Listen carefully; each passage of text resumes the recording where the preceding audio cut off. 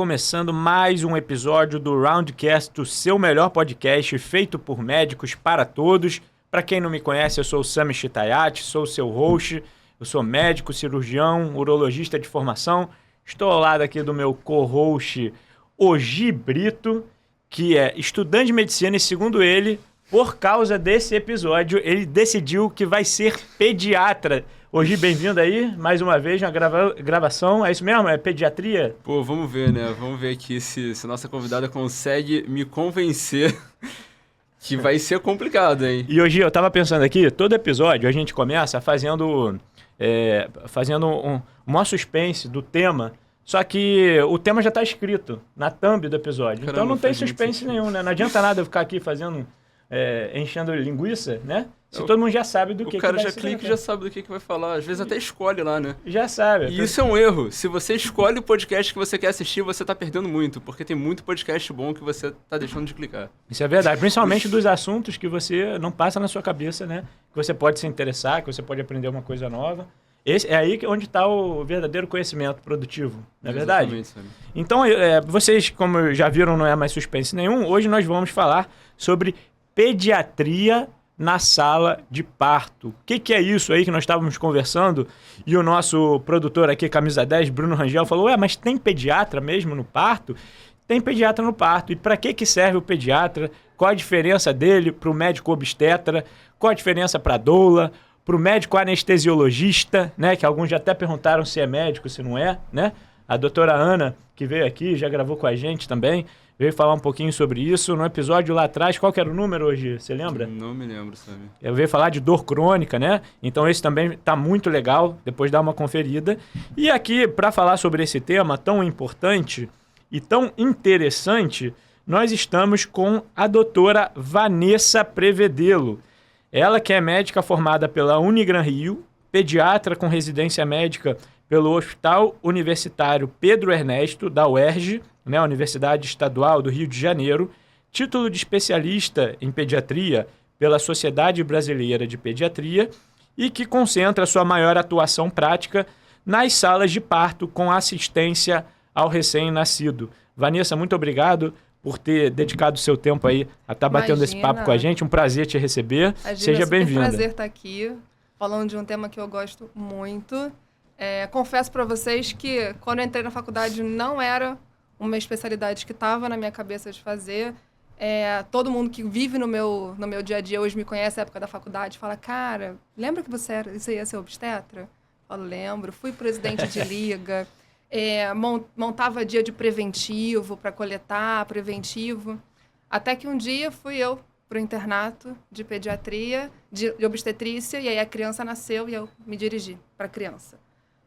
Passou, fui para outro parto, me dirigi para a criança. Falei, opa, acho que temos uma pequena divergência aqui de interesses. Acho que não é obstetrícia, era pediatria, e hoje destino me colocou lá, ou não, é onde eu mais atuo, que é recepcionando os recém-nascidos no parto.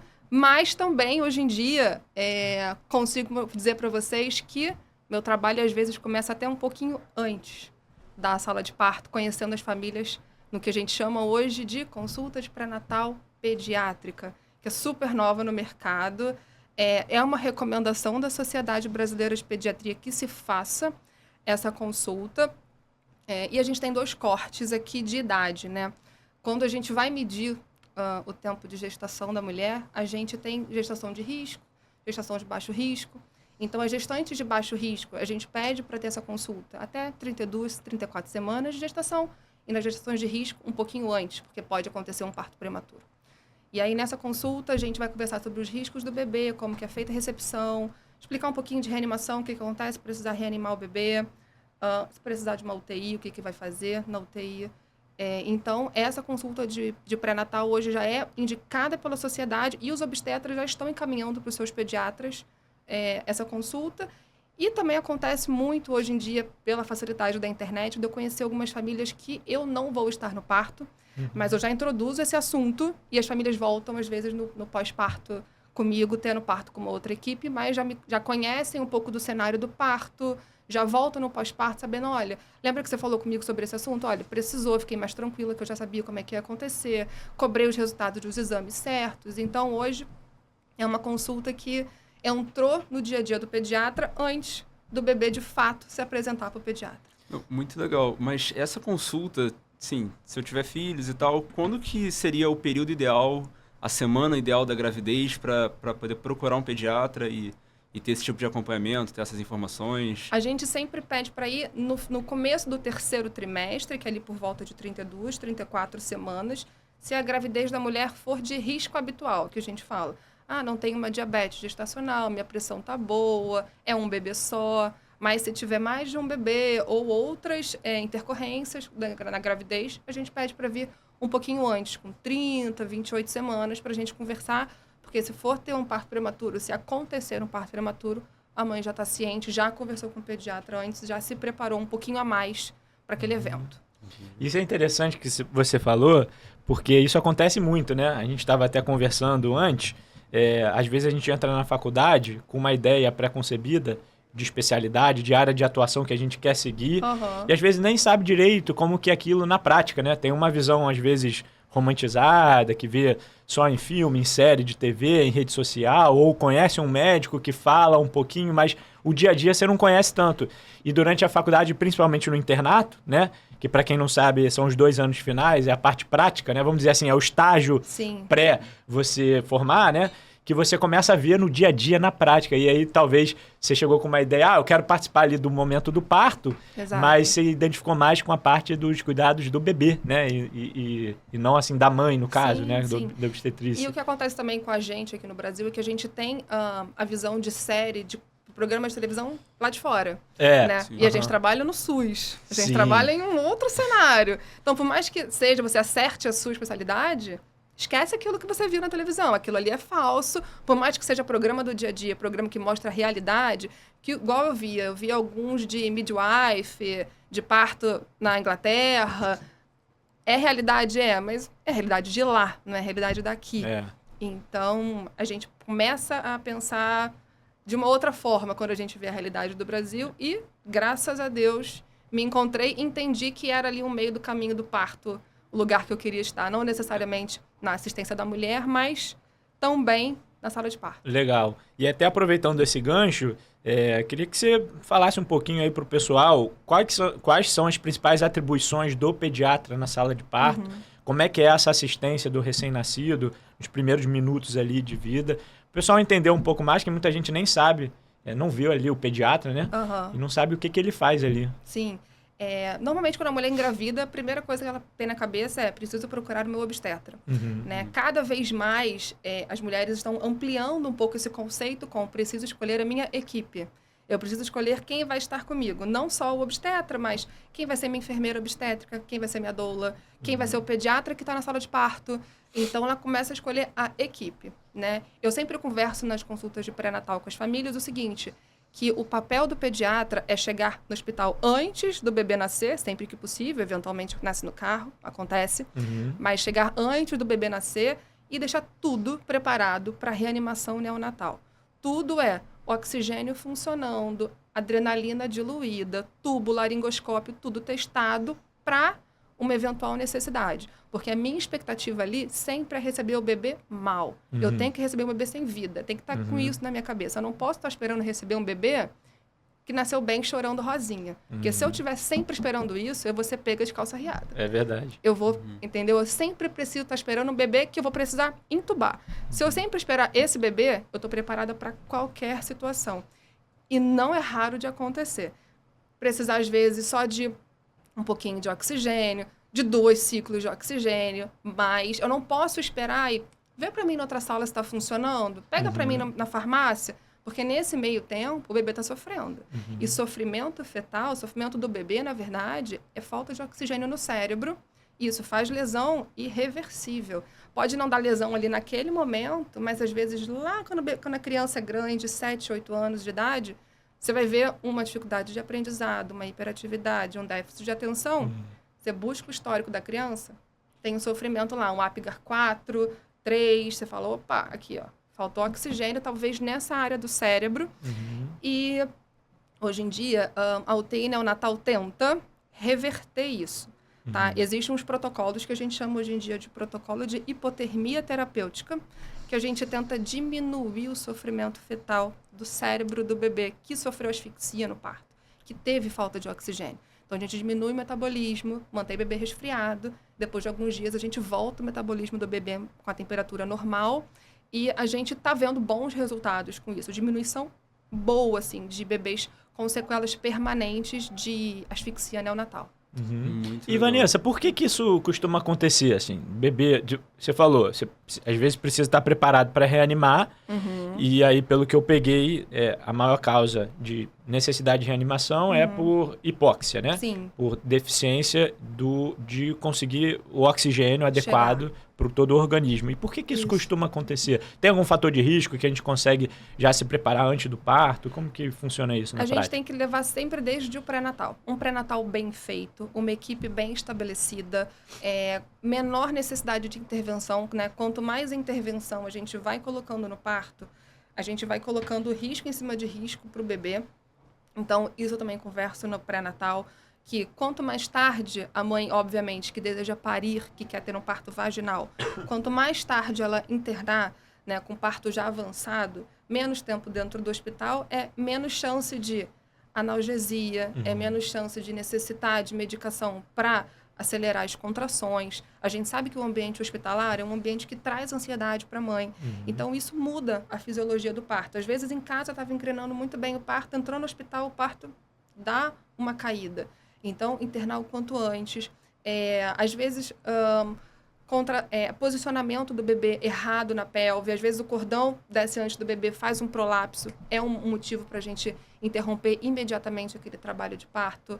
Então, assim, depende muito da condição materna também e da assistência do parto. Precisa ter uma vigilância do coração do bebê muito forte, muito certinho nos horários que precisa ser visto para a gente não deixar passar. Tá? A gravidez e o parto, assim, são caixinhas de surpresa, mas a gente pode se preparar, sim, para um desfecho que não seja tão bom, desde que a equipe tem que estar alinhada. Todo mundo tem que estar conversando do mesmo jeito e todo mundo tem que estar sabendo o que está acontecendo, né? Se a obstetra me olha já um pouquinho atravessado, ou então quando o bebê nasce, se eu já faço assim, já sabe que é para cortar, então a gente já consegue se comunicar no olhar, mas dá para evitar e dá para tentar prever o que vai acontecer. É só estar preparado sempre, dentro da medicina, acredito, para o pior cenário possível. Você tem que estar preparado, senão você vai ser pego de surpresa. Agora você falou da escala de Apgar. Como que é o bebê que sai totalmente saudável? Você pode explicar melhor essa escala pra gente? Posso. Essa escala de Apgar é uma nota que é função, na verdade, de qualquer pessoa que faz a assistência ao parto. Ela não é exclusividade do pediatra. Se por acaso o bebê nascer em casa com uma equipe de enfermeira obstétrica, a enfermagem pode dar o parto, pode dar nota. Se o obstetra estiver fazendo assistência e o pediatra não tiver chegado, ele pode dar a nota. Essa nota é importante ser lembrada, que a primeira nota que a gente dá é no final do primeiro minuto de vida, então não é quando o bebê põe a cabeça para fora que eu vou dar a nota. E a segunda nota é no final do 5º minuto de vida. A gente avalia 5 critérios com notas de 0 a 2. Então, a gente soma e pode dar até 10. Primeiro critério, coloração. Todo bebê nasce roxo. Isso assusta algumas famílias e tá tudo bem. Lembrar que lá na barriga não respira, não tem movimentos respiratórios do pulmão, né? A placenta que faz essa troca. Então, a gente avalia essa troca da coloração do bebê de 0 até 2 pontos, saindo do roxo, indo para o rosa. A gente avalia também frequência cardíaca. Se tiver acima de 100, a gente ganha 2 pontos. Abaixo de 100, 1 ponto. Se tiver zerado, 0 ponto. Se a gente também tiver mímica facial, eu preciso que o bebê esteja mexendo o rosto, responsivo, né? Espirra, bota a língua para fora, olha para tudo, também ganha ponto. Tônus muscular, a gente precisa de um bebê que seja durinho, né? Ele está dentro da barriga, sai da barriga, abre os braços e volta para o colo da mãe. Fica durinho. É um bebê molinho, está perdendo ponto. E, por último, movimentos respiratórios. Ali eu não avalio a frequência respiratória. Eu avalio o choro, eu avalio uma respiração ritmada. Eu não quero um bebê gemendo, eu não quero um bebê cansado, tá? Senão ele vai começar a perder ponto. Bebê que nasce muito bem, obrigada. 9, 10, 10, 10, 8, 9. Abaixou disso, 7 para baixo, eu sei que esse bebê não nasceu bem e, eventualmente, precisou de reanimação. Tá? Então, essa nota é importante, por exemplo, se eu não tiver feito a assistência do bebê e chegar um bebê para mim de pós-parto. Essa nota diz para mim como que foi a assistência do bebê, como que ele nasceu, se foi para UTI, se não foi, tá? Mas essa nota não indica reanimação. Ela me diz se foi necessária ou não, tá? E essa nota os pais sabem porque recebe junto com a caderneta do bebê com peso, altura, peso, comprimento, cabeça, ápiga, horário, vem tudo junto e o pai e a família leva pra gente na consulta de pós-parto. E isso tem alguma relação com prognóstico de desenvolvimento de vida ou não? É uma das linhas de estudo hoje em dia, junto com a hipotermia terapêutica. A gente consegue ter um estudo retrospectivo de crianças com diagnóstico e ápiga baixo lá atrás. Então, assim, ainda não há nada super descrito, super bem alinhado, mas já é possível fazer alguns links sobre essas alterações neurológicas das crianças. E existe uma relação, assim, você falou que são 2 notas, né? A do primeiro minuto e depois do 5º minuto, né? Tem alguma que é mais relevante, até para depois do parto, para acompanhar? A do primeiro ou do 5º ou as duas? As 2 notas conversam, mas eu fico muito aliviada quando eu pego, por exemplo, uma nota de primeiro minuto baixa e uma nota de 5º minuto alta, porque eu sei que essa criança foi um sofrimento, foi diagnosticado esse sofrimento e foi feita a reanimação e ela respondeu bem a reanimação, o que é ótimo. Já aconteceu algumas vezes comigo, de pegar um bebê com Apgar 4, bota na mesa, como você tem 30 segundos, 60 segundos para tomar a decisão, você consegue entubar, massagear, medicar, e em 5 minutos a criança está chorando no colo da mãe. Então, você também consegue, dentro da manobra de reanimação, chegar até esses 5 minutos com Apgar bom. Legal. Vanessa, assim, é muito importante a gente falar de todas as dificuldades que podem acontecer e tal, até para poder informar as famílias que estão assistindo. Mas eu queria dar uma tranquilizada também nos pais agora. Como é que é a maioria dos partos que você faz? A enorme maioria dos partos eu troco roupa de bebê, é isso que eu faço. Eu falo que eu brinco de boneca, né? Eu recebo ali o bebê junto com a família, coloco o bebê no colo da mãe, nasceu chorando, abrindo os braços, o bebê da família. Eu não tenho absolutamente nada para fazer naquele momento, a não ser garantir a segurança do bebê após o nascimento e calcular a nota de Apgar. Então, até os 5 minutinhos, eu tenho que ficar ali do lado da família. Vou orientar, vou botar no peito para mamar, vou deixar a família curtir o que a gente chama hoje de hora dourada, que é a Golden Hour, que é o direito que o bebê tem de permanecer com os pais, tanto com a mãe quanto com o pai, imediatamente após parto. Tá? Na maioria dos partos que eu faço, eu não preciso fazer nenhum tipo de reanimação, porque hoje, graças a Deus, a gente sabe que as famílias estão conseguindo parir de uma maneira mais respeitosa. Então, quanto menos intervenção a gente tiver na mãe, menos chance a gente tem de precisar fazer uma reanimação do bebê. Tá? Então, a minha função ali é permanecer ao lado do bebê, garantindo para a família que está tudo bem, que geralmente é uma das primeiras perguntas que eles fazem para mim: tá tudo bem, doutor? Tá tudo bem.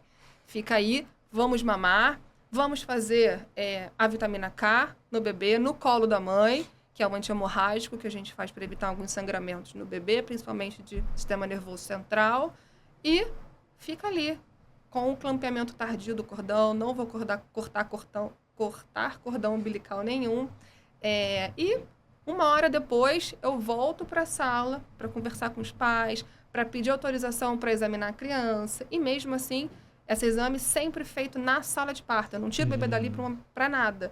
Tá? Então, hoje a gente bota numa caminha ao lado da mãe, o pai corta o cordão, a gente examina a criança e dali o bebê segue para o quarto com a mãe. Não sai em momento nenhum do contato visual com a família.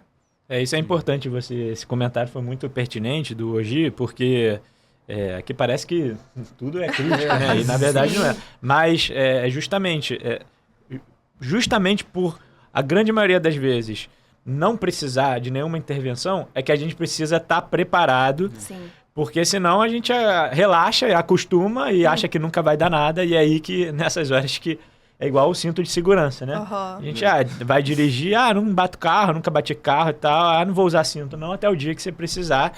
E aí faz toda a diferença, né? E é exatamente por isso que a Sociedade Brasileira de Pediatria também obriga ao pediatra que faz sala de parto, de 2 em 2 anos, renovar a sua habilitação para estar fazendo sala de parto, para conseguir fazer a reanimação do bebê e também porque eles atualizam protocolos, né? Antigamente era do protocolo aspiração de vias aéreas, né? Aspirar nariz, aspirar boca. Hoje já não é mais do protocolo. Então, se você não atualizar e você continuar trabalhando, você vai levar os hábitos antigos lá para trás. Né? Antigamente era indicado, quando o bebê tinha mecônio, né? Quando ele fazia cocô e respirava esse cocô, era obrigado você laringoscopar o bebê e aspirar lá na boca. Hoje não mais. Então, a sociedade solicita que você faça essa atualização de 2 em 2 anos para poder continuar atuando. E como é que é essa atualização? É um curso? É um curso de fim de semana. Um dia a gente faz a atualização teórica e prática do bebê que é a termo, né, do bebê que nasce com mais de 37 semanas, e no outro dia a gente faz o do pré-termo, que são os bebês prematuros. Na verdade, a sociedade divide em 34 semanas. Acima de 34 é uma reanimação e abaixo de 34 semanas é outra reanimação.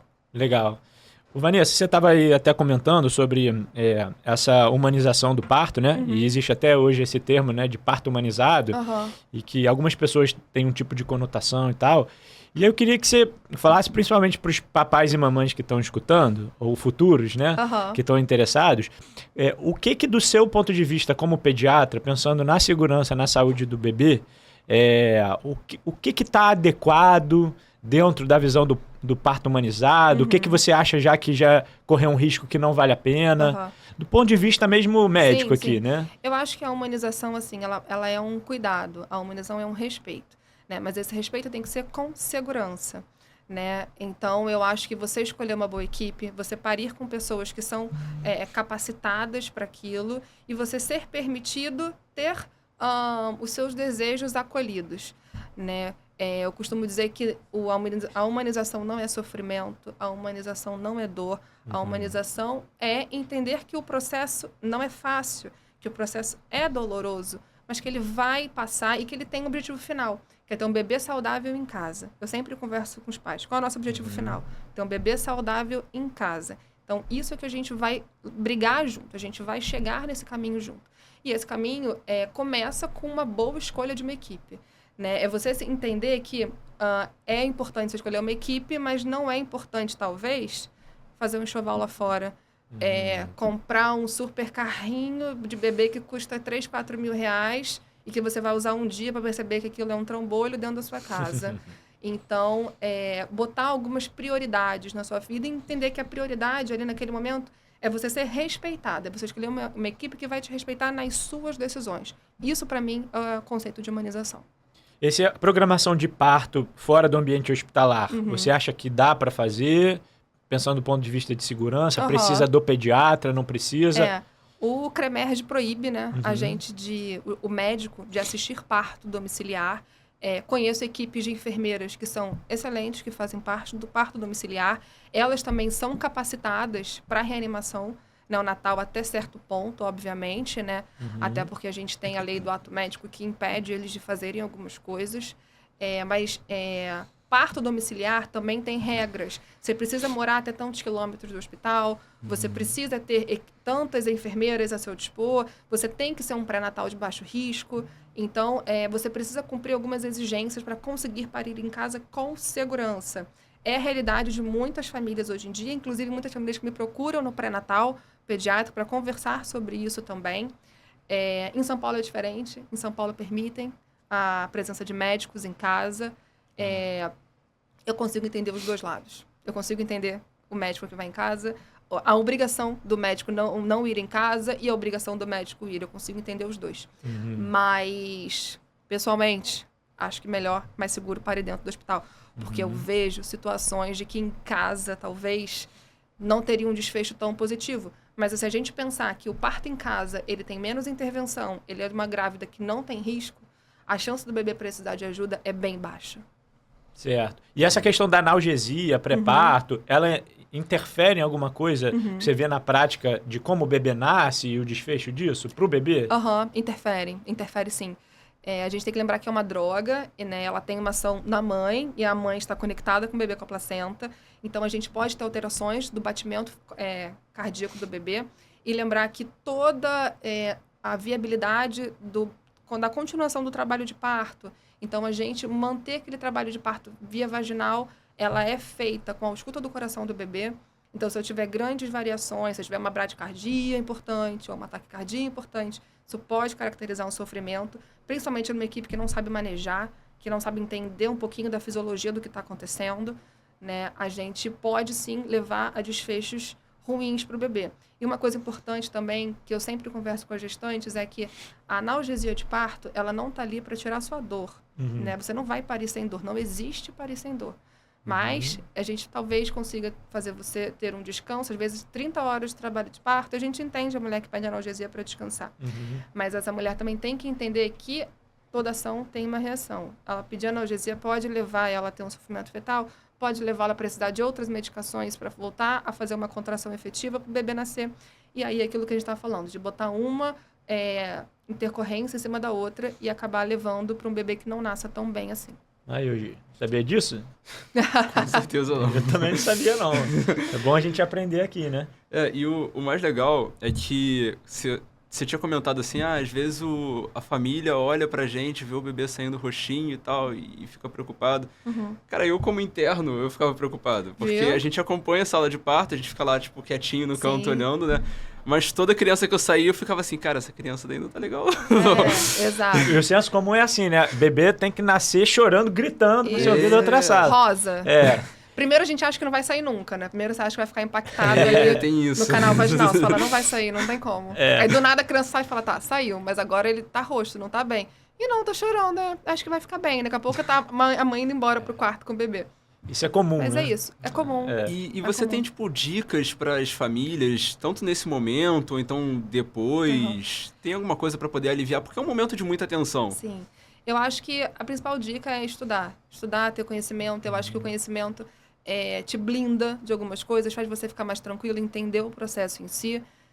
E se blindar também do ambiente externo. Você acaba ouvindo muita coisa durante a gestação e durante a maternidade que podem acabar prejudicando o seu psicológico, ou então fazendo você não ouvir seus instintos, não ter certas atitudes que podem levar ao sucesso da tua maternidade e do teu parto. Então, estudar, estar junto com uma equipe que você confie de olho fechado e fala, cara, vocês estão falando que tá tudo bem, então eu vou confiar e vou mergulhar nisso. Hoje em dia a gente tem muita informação gratuita na internet, então buscar informação de qualidade na internet, que tem bastante por aí. E eu acho assim, o que eu vejo muito da minha área, né? O pediatra, ele sempre é muito indicado pelas outras famílias. Então, eu acho que vale a pena sempre conversar com as outras famílias. Falar, cara, quem é seu pediatra? E qual a sua relação? O que você gosta? Ele te ajuda quando você precisa? Ele está disponível quando você precisa? No consultório, é bacana a consulta? Brinca com teu filho?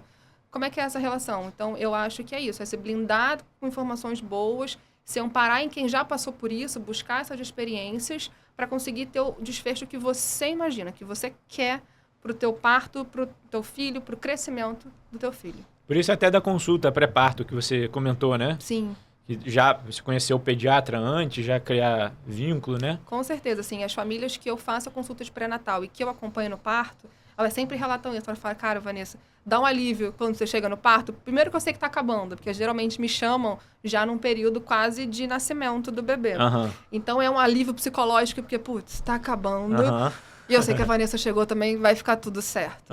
Entendeu? Então, você olhar para o ambiente sala de parto e conseguir bater o olho nos profissionais e falar, eu conheço cada um aqui, sei que aquela é anestesista, sei que aquela é pediatra, ali tem a minha enfermeira obstétrica. Então, elas relatam, né, que dá essa tranquilidade de saber que tá todo mundo ali, que você conhece o que cada um tá fazendo e que está todo mundo com a cara bonita, igual a aeromoça. Está todo mundo... Se a aeromoça tá bem, o avião tá bem. Então, a gente fica ali só assistindo ao espetáculo. E a doula, Vanessa? Como é que é o papel dela lá no momento do parto? Existe bastante dúvida, assim, de quem é a doula durante o parto, qual é a função da doula. A doula, assim como a equipe, compõe a equipe de parto, ela não faz parte da equipe do contrato, né? Então, digamos assim, a doula não faz parte da equipe do obstetra. Quem escolhe a doula é a gestante. Então, a gestante que traz a doula para a equipe, contrata a doula. E a doula é um suporte psicológico, é um suporte emocional para a mãe. Então, vai ter consultas pré também, vai ter suporte pré, vai, às vezes, ensinar sobre amamentação, sobre a fisiologia do parto, como que o bebê desce pela pelve, como é que a gente pode aliviar a dor da mãe, que não seja de maneira medicamentosa. Então, vai ensinar ao outro parceiro do parto, ó, aperta aqui na hora do parto, faz assim com o lençol, bota lá nesse apoio aqui, massageia nesse lugar, e vai estar ali também para te amparar no momento de queda. Fala, ó, não desiste, a gente vai conseguir. Tá chegando, quer comer? Quer que eu pegue alguma coisa para você? Tá com calor, tá com frio? Quer trocar de roupa? Então, é uma pessoa que tá ali para ser, de fato, assim, um ombro amigo, onde muitas vezes vi as mães se amparando, de fato, nesse ombro para conseguir parir. Legal. Aí, hoje, a Vanessa comentou aqui da analgesia pré-parto, né? E eu acho que a gente podia fazer um bate-bola aqui com alguns tabus que o pessoal talvez não saiba, para a gente ver do ponto de vista do pediatra se interfere ou se não interfere, né? Por exemplo, cesárea ou parto normal. É claro que tem algumas vezes que não tem como escolher, tem que fazer cesárea, não tem jeito, mas aquela mãe que já meio que se programa para fazer ou cesárea ou parto normal, tem diferença? Tem diferença na vitalidade do bebê. A gente percebe nitidamente que um bebê que nasce de parto normal, ele é um bebê mais ágil. Ele passou pelo estresse da contração do parto, ele foi instigado a nascer, ele mostrou pra gente que estava no dia dele nascer. Então, o bebê que está dentro da barriga é um bebê que está produzindo e engolindo o líquido amniótico. Então, quando ele passa pelo canal vaginal, quando ele passa pelo parto, ele é espremido. Sai o líquido do nariz, da boca, da garganta. Então, isso favorece a respiração dele. Legal. O bebê da cesárea, não. O bebê da cesárea não foi comunicado que era o dia dele. Ele não passou por estresse, quando é uma cesárea letiva, obviamente. E ele também não foi aspirado naturalmente, digamos assim.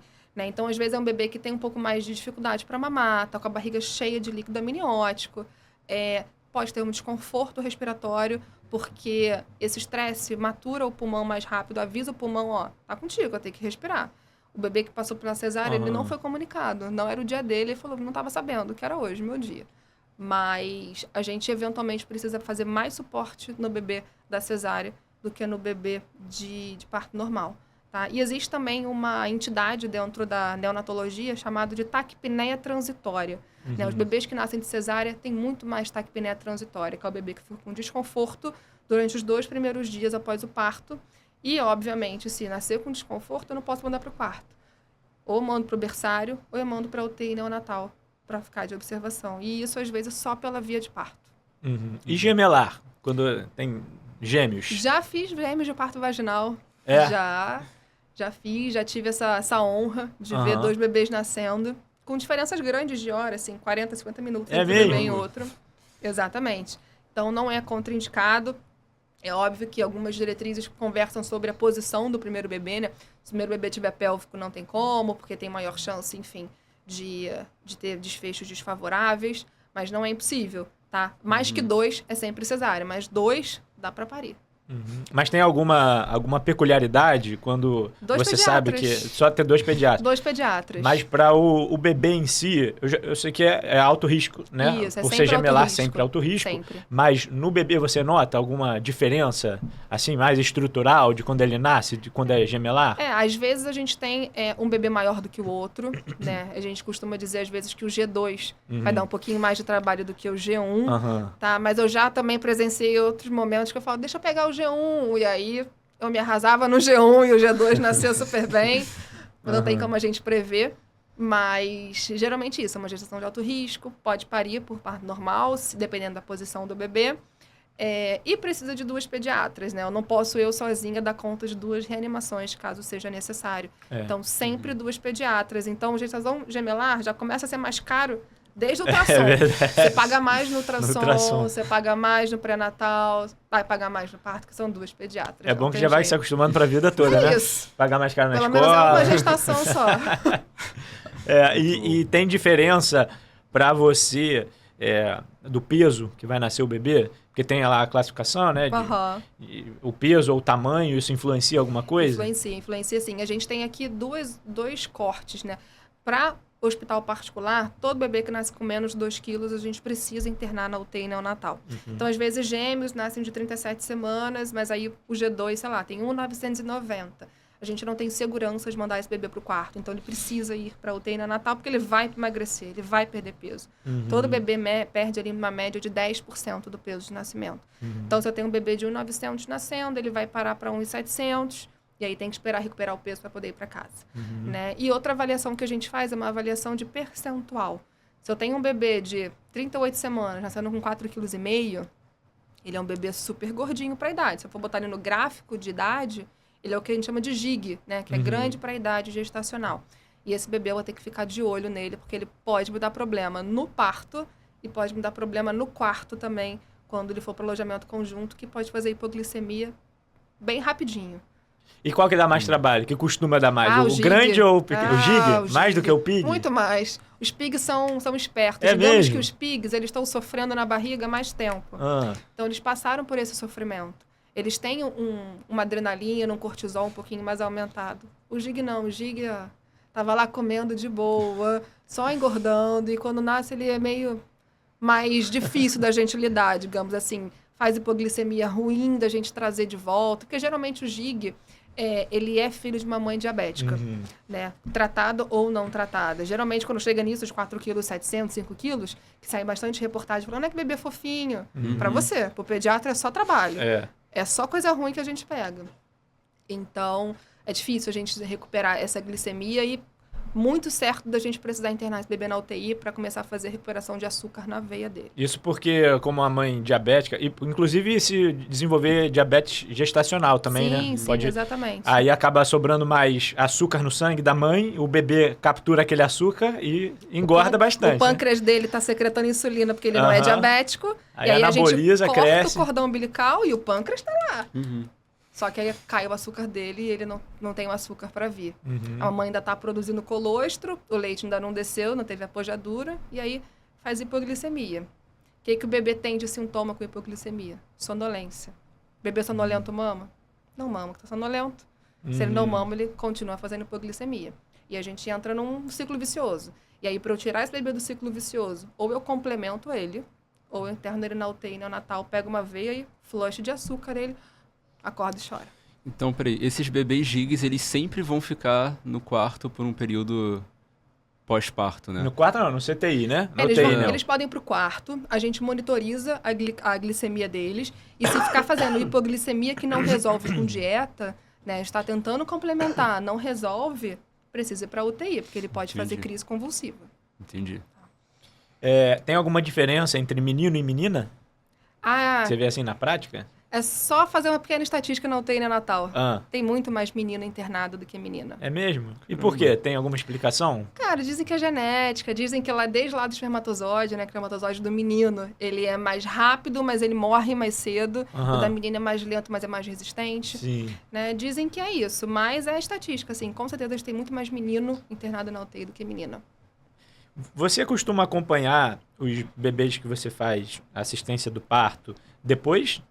Você continua vendo o desenvolvimento, fazendo a puericultura, né? Continuo. Atendo no meu consultório até 17 anos, 11 Ah, é? meses e 29 dias. Eu expulso eles com 18. Brincadeira, não expulso não, mas eu acompanho. Hoje, 90% da minha clientela são crianças até 2 anos de idade. Muitos deles que eu fiz a sala de parto, ou então que eu fiz o pré-natal e depois voltaram para parto comigo. E é onde eu tenho um carinho imenso, assim. Digamos que esses 1000 dias é o meu grande foco de estudo, é onde eu mais gosto de estar. Que é no pré-natal, no parto e nos próximos 2 anos, que se sustentam a criança ali. Legal. Então, que é onde a gente monta a base do ser humano, onde a gente prepara aquela criança para o restante da vida, onde a gente tem uma criança que ela é mais moldável, digamos que a gente consegue influenciar mais ela para gerar um adulto mais saudável. E faz total sentido, né? Porque ninguém melhor para saber da saúde daquela criança do que o pediatra que estava lá no minuto zero mesmo, sim, né? Sim, que bastante literalmente responsabilidade. Foi a pessoa que pegou ele ali, né? É bastante responsabilidade, assim. Eu vejo as famílias, assim, que às vezes falam, cara, você às vezes numa tosse, eu sei que não é nada porque você me falou, porque eu sei que você, tava lá comigo no parto, entendeu? Você conhece meu filho quase tão bem quanto eu conheço. Sabe que não é nada, ou então fala, Vanessa viajou, às vezes eu tiro férias, aí a pessoa fica, quem que eu vou recorrer? Eu falo, tem um sobreaviso. Não, mas eu precisava que você estivesse aqui. A gente sabe que a gente é médico, às vezes acontece isso com a família. Mas o pediatra, assim, eu sinto que ele é quase da família da criança. Entendeu? É o meu pediatra. Sim, a posse. É meu pediatra. Legal. E a família confia, né? Porque tá lá Confia. desde o início. Ih, a gente recebe convite de aniversário, balé. Vai dançar no balé, a doutora vem ver, porque eu também faço balé, então às vezes umas crianças ficam, eu vou fazer balé, manda vídeo pra doutora. Aí eu fico recebendo vídeo do balé, aí eu tenho que ir na apresentação ver o balé, porque foi eu que incentivei a criança a fazer o balé. Isso, vira da família. Difícil só é administrar a agenda, né? Pra Haja conseguir tempo. tudo, né? Quantas vezes a gente tentou viver? Pois é, verdade. Falei, Vanessa, vamos gravar o episódio? Vamos? Ó, Sammy, vai nascer, acho que não vai dar esse dia. Não, tudo bem, a gente remarca, vamos tentar na semana que vem. É isso. Mas essa é a dificuldade. Vida de médico é assim mesmo, né? Vida de médico é assim, a gente não tem hora, não tem lugar. Mas é bom, a gente escolheu isso, né? Graças a Deus. Então, mas é legal porque, assim, é claro que estou começando medicina agora, né? Mas nesse período de faculdade deu para poder perceber que cada vez mais eu vejo pesquisas sendo publicadas dizendo na influência desses 2 primeiros anos que você fala que é o período que você mais gosta de estudar. Sim. Faz diferença lá na vida adulta do paciente, né? E isso, aparentemente, antes não era tão pesquisado, não era tão visto.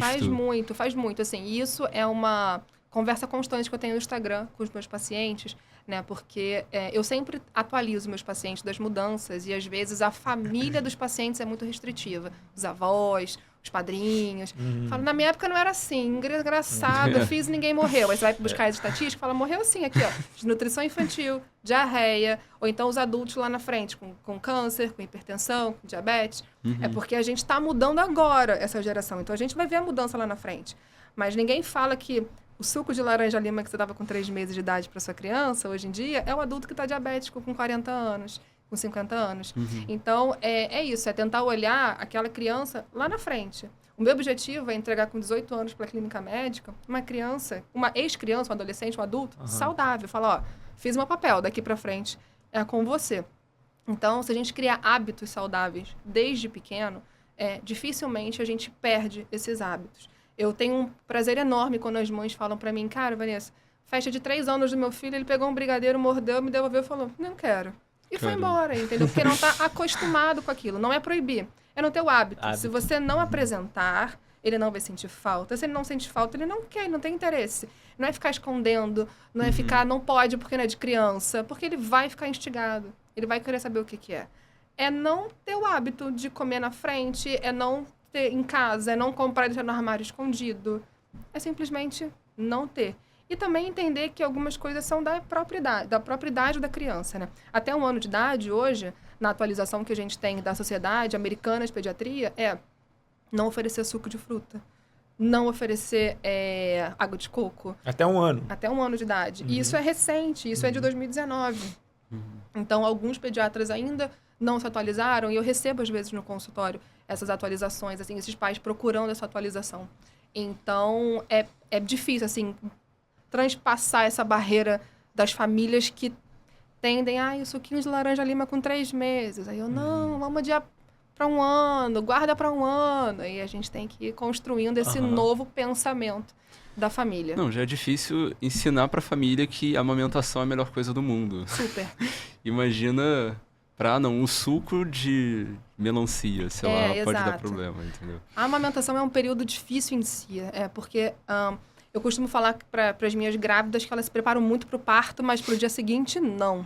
E é ali que está o problema, né? O parto é o momento mais fácil da vida daquela criança. Dali para frente é que a gente tem um problema, que é criar, que é educar, que é amamentar. Amamentar não é a melhor coisa do mundo, não é prazeroso, não é indolor, mas é a melhor coisa que a gente tem para fazer para o bebê. Então, assim como aquela mãe, aquela família vai precisar passar por alguns problemas para levar o que é melhor para o bebê, passar desse período de amamentação, essa dificuldade inicial, também vai ser o melhor para o bebê. Então, mais uma vez, está amparado de bons profissionais, consultoras de amamentação que vão na sua casa, falam, onde é que está o problema? Deixa eu corrigir, deixa eu te ajudar.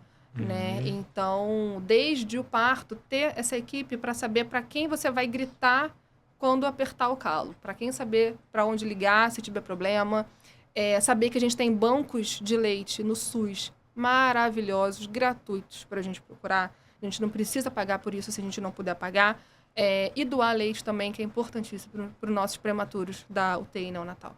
Pô, esse tema é muito importante. Aí, aprofunda um pouco mais. Como é que funciona esse banco de leite? Aí, antes de você responder, só para ver se a gente está na mesma linha aqui. Até onde eu me lembro, onde eu estudei, a amamentação exclusiva, ou seja, nem água, nem né? água. É até os 6 meses. Continua? Perfeito. 6 meses de idade. Inclusive com fórmula, tá? Inclusive bebê que toma fórmula é exclusivo até os 6 meses. Também da não fórmula. É para usar água, tá? A gente vai certo. exclusivo até os 6 meses. Aí depois dos 6 meses você começa a introdução alimentar. Perfeito. Aí o que você geralmente indica? Introdução alimentar a gente continua em seio livre demanda, tá? Até os 2 anos de idade, pelo menos, que preconiza o Ministério da Saúde. Legal. E a gente introduz tudo, exceto sal, exceto suco de frutas e água de coco. E a gente dá uma segurada também, por enquanto, no leite de vaca e seus derivados. O restante todo liberado.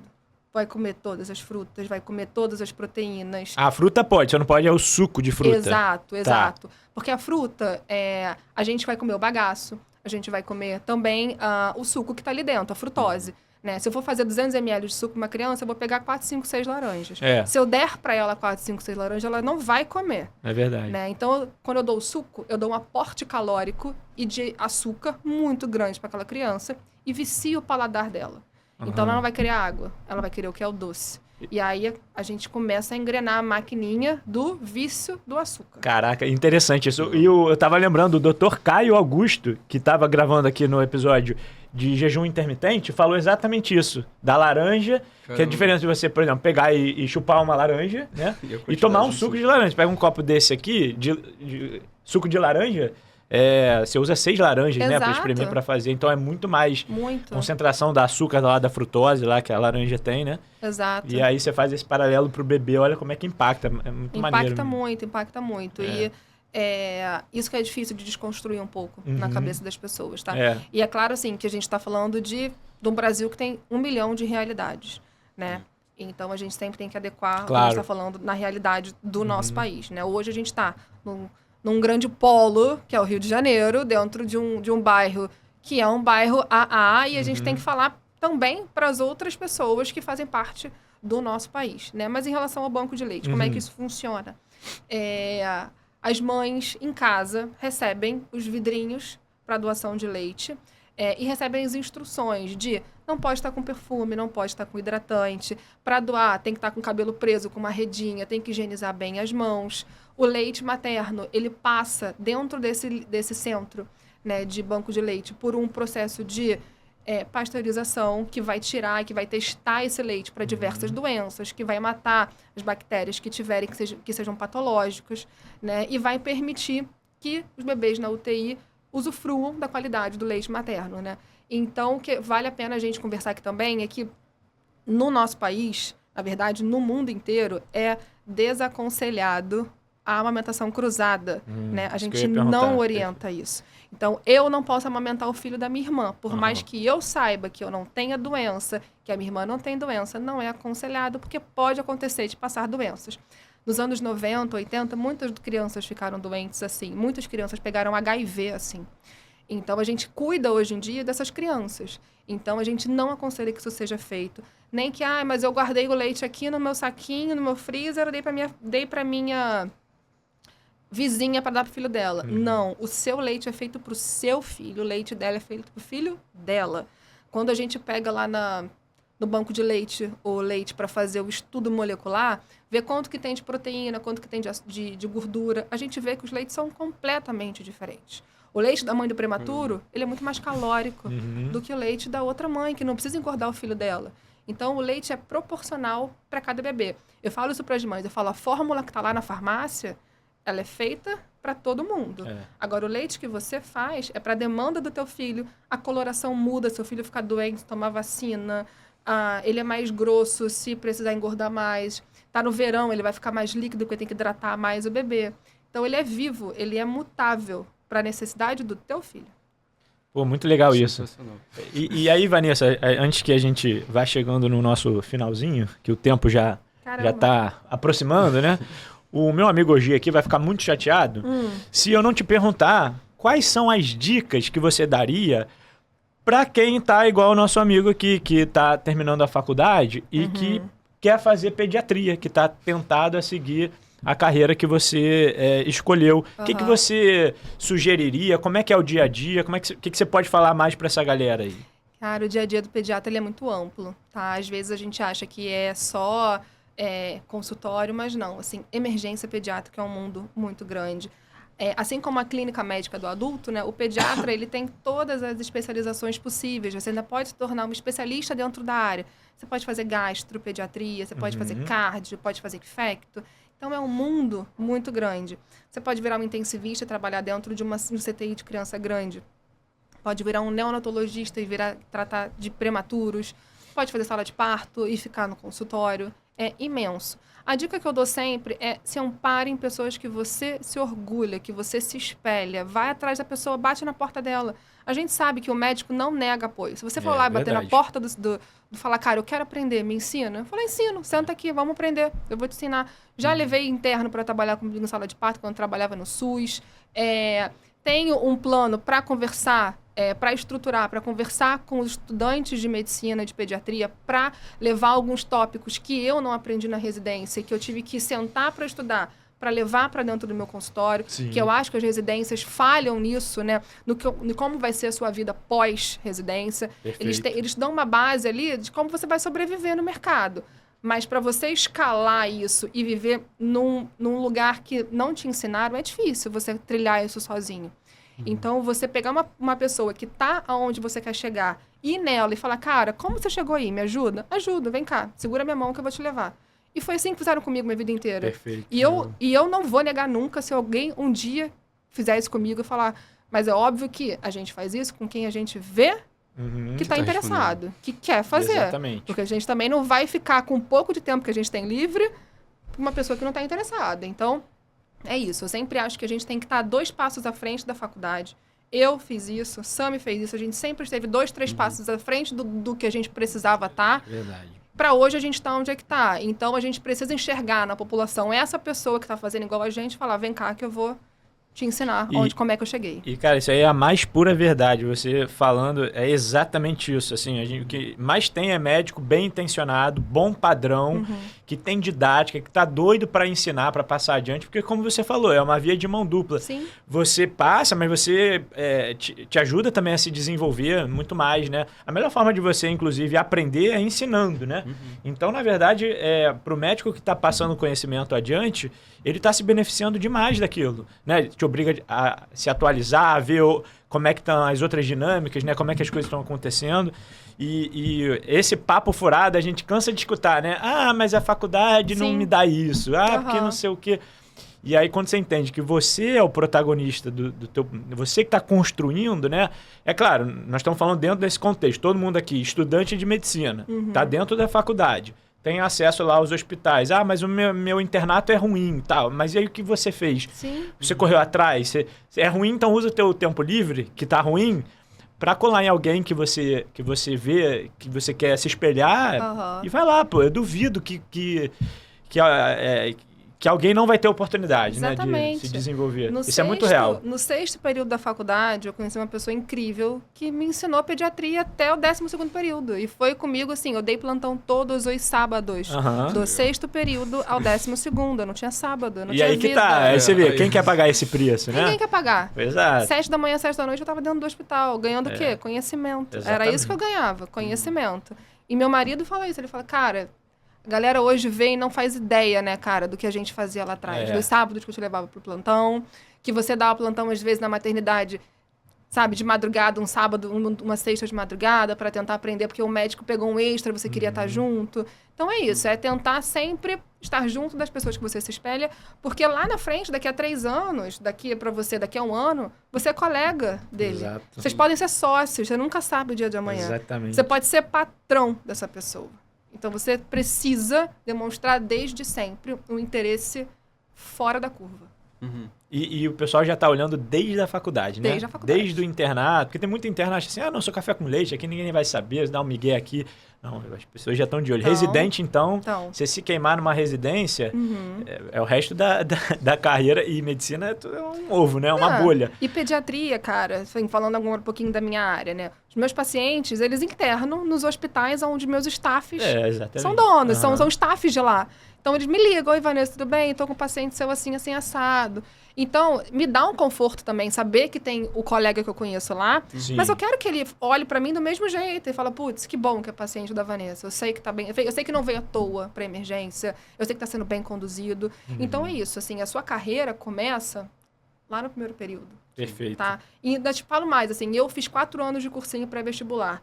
Na época eu não entendia muito bem, mas me fez amadurecer demais. Se eu tivesse entrado, talvez, com 16 anos, como eu entrei no cursinho, eu ia formar com 22, eu não ia ter metade da maturidade que eu tinha quando eu entrei. Perfeito. Com 21 Perfeito. na faculdade. Exatamente isso. E aí, Ogi, tem mais alguma pergunta aí ou a gente já pode partir pro nosso bate-bola final aqui? Cara, o que eu achei muito legal é que boa parte do episódio eu tava me sentindo numa apresentação do Steve Jobs, que é aquilo do... Você não sabe que você precisa das coisas até que é apresentado. Você... Ai, que bom. Cara, eu achei muito legal o bate-papo, de Convenci verdade. um pediatra. Aí, tá vendo? O cara falando aqui, tem um ano aqui, vários episódios. Não, eu vou fazer medicina do esporte. R1 ano que vem. Agora nós já decidimos que ele vai fazer pediatria, né? Sala de parto. Pô, sala de parto já é um outro passo. Mas é muito legal mesmo. Eu fui muito encantado por sala de parto. Eu não sou pediatra, né? Mas eu sempre fui um amante da pediatria, né? E, cara, é um momento muito mágico mesmo, assim. Eu tenho a honra muito gratificante você presenciar, é muito legal. Eu tenho a honra de trabalhar com medicina e ser uma das únicas especialidades que eu praticamente lido com a vida, apenas, exclusivamente. Isso é verdade. Então, assim, eu tenho momentos ruins, obviamente, quando meus desfechos são ruins de óbito, é o pior do mundo, né? Eu vou do 8 a 80, mas praticamente eu só lido com vidas. Claro que muita responsabilidade também nas minhas mãos, né? Já cansei de estar reanimando o bebê e a mãe orando aqui atrás em voz alta. E a equipe inteira, assim, olhando e te ajudando. Então, é pressão. Tudo com você. É uma pressão absurda. Mas, raramente eu faço um atestado de óbito, entendeu? Sim. Então, isso também é muito revigorante. E graças à tua função mesmo, né? Também. E você tá lá, né? Intervindo lá, é o pediatra na sala de parto, certo? Sim. Vanessa, não poderíamos terminar, a gente sempre pede para os nossos convidados para dar uma dica de livro, porque nós temos aqui no Roundcast a nossa biblioteca do Round. Sim. Todos os episódios que tem recomendação de livro, a gente monta a nossa biblioteca e posta lá no Instagram. Então, para você que ainda não segue o nosso Instagram, siga, porque tem várias dicas. Tudo que a gente conversou aqui nesse episódio, a gente depois vai publicar vários cortes, várias pílulas, vários esquemas, vários posts estáticos com mapa mental, com meme, né, Ogito? Tem tudo para ajudar a sedimentar essas informações, porque o nosso cérebro, ele é muito curioso. Quando a gente ouve alguma coisa e a gente acha que a gente aprendeu tudo, daqui a uma semana a gente já esqueceu tudo, né? Até que a gente prove e mostre a importância daquelas informações que estão chegando novas. É claro que o nosso cérebro não é uma caixa infinita de memória, né? Então a gente precisa fazer um filtro. Então essas ações explicadas pela neurociência é que ajudam a gente a sedimentar as informações que a gente debate aqui, que são tão interessantes. Então não perca, siga lá no nosso Instagram, é @round.cast.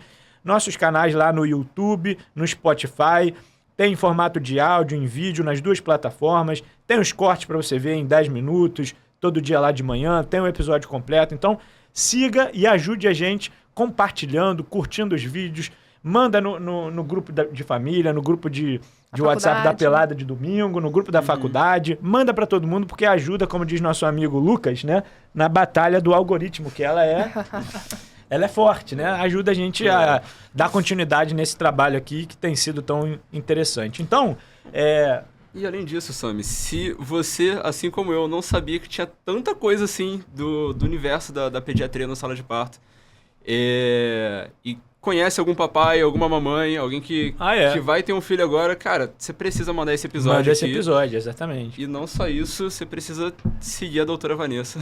Nós vamos deixar ela no final pra ter um tempo dedicado ao jabá dela, né? Aí só vamos pegar então primeiro a dica de livro pra gente colocar na nossa biblioteca. Você tem algum livro que você queira indicar, Vanessa? Tenho. Esse livro que eu vou indicar é um livro que é para uma fase 2 do bebê. Né? É uma fase onde as mães também acham que tem um problema ali que a gente precisa resolver, que esse livro se chama Desmame Gradual. É um livro de uma pessoa muito especial chamada Bianca Balaciano, uma pessoa que ensina muito a gente sobre a amamentação. E esse livro especial, ela conta pra gente como fazer um desmame emocionalmente compatível com o bebê, sem ser... A partir de hoje acabou e não vai ter mais, e a criança está apegada ali naquele mamar, às vezes 2 anos, e só sabe dormir assim, só encontra aconchego ali. Então, esse livro ela ensina a gente como fazer esse desmame de uma maneira neurocompatível. Legal, então esse é livro para mãe ler, não é para o médico ler não, né? Não, para mãe, para família. Então é porque tem muita... A gente às vezes indica, o pessoal se assusta e fala, não, eu não sou médico, não vou ler não. Sim. É esse aí, então, específico para mãe. E agora sim, Vanessa, como é que o pessoal te encontra nas redes sociais, marca consulta contigo, faz uma avaliação, como que te acha lá? O meu Instagram é @Vanessa_Prevedelo, que é o meu sobrenome, mas difícil, mas dá para achar. Lá mesmo tem o link para agendamento de consulta. Eu atendo no consultório praticamente todos os dias. Obviamente que meus pacientes sabem que quando estão comigo, a minha agenda às vezes é um pouco flexível por conta das salas de parto, mas como a maioria nasceu comigo, a maioria entende. Foi um prazer enorme estar aqui para contar para vocês esse meu dia a dia, que às vezes é um pouco... As pessoas ainda não entendem, mas eu acho que eu consegui explicar um pouquinho aqui da minha loucura, que eu sou completamente apaixonada. Fantástico, foi muito bom. A gente aprendeu coisa nova e tenho certeza que para o pessoal que está escutando também, e principalmente também para a galera como hoje, que está aí na fase de construção de carreira, se inspirar em pessoas assim como você, eu acho isso muito importante, né? A medicina, ela carece não vou usar a palavra prepotência de ídolos, mas no final das contas é isso mesmo, né? De pessoas que a gente se inspira e se espelha para seguir um caminho, para ter um norte. Então é muito legal esse trabalho que a gente tem feito aqui de trazer pessoas tão especiais que servem como referências. Você, obviamente, é uma delas, né? Obrigada. Então a gente fica muito honrado com a tua presença também. O @ da Vanessa tá aqui se você não achar, tá aqui no link da descrição em todas as plataformas para você poder seguir ela lá, né? E não esqueçam de curtir o vídeo e compartilhar também pela nossa batalha no algoritmo. É isso? É isso. Mais um episódio de sucesso aí, hein, hoje? Não, esse foi sensacional. Muito obrigada, gente. Vanessa, obrigado. Um abraço, pessoal. Até o próximo e tchau.